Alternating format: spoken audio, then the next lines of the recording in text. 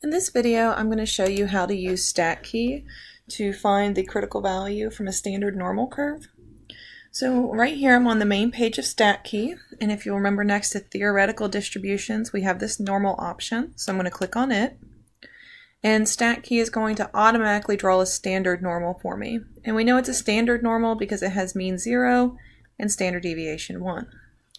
So if I were going to find the critical value, let's say for an 87% confidence interval, what I would need to do is come over here and click on the two-tailed option.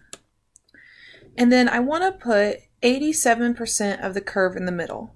So I can do that by clicking on the middle box, and I'm going to type in 0.87. And then the positive endpoint is the ZStar value. So notice that the ZStar value for an 87% confidence interval would be 1.514. Now in the notes, I showed you the example for a 99% confidence interval. So let's do that one. We can click on Reset Plot, and again, I just have that standard normal. Click on Two-Tail, and I'm going to put 0.99 in the center. And then notice the endpoint given down here is 2.575.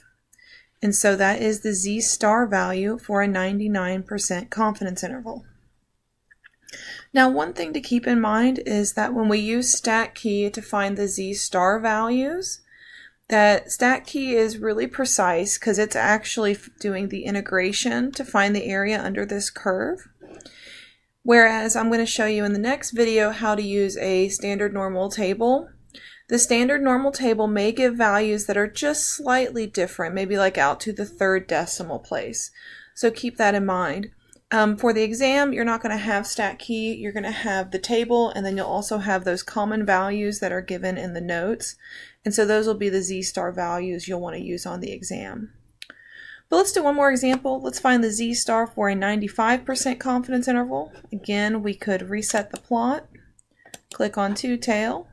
By default, StatKey puts 0.95 in the center, and we see that that Z-star is 1.96.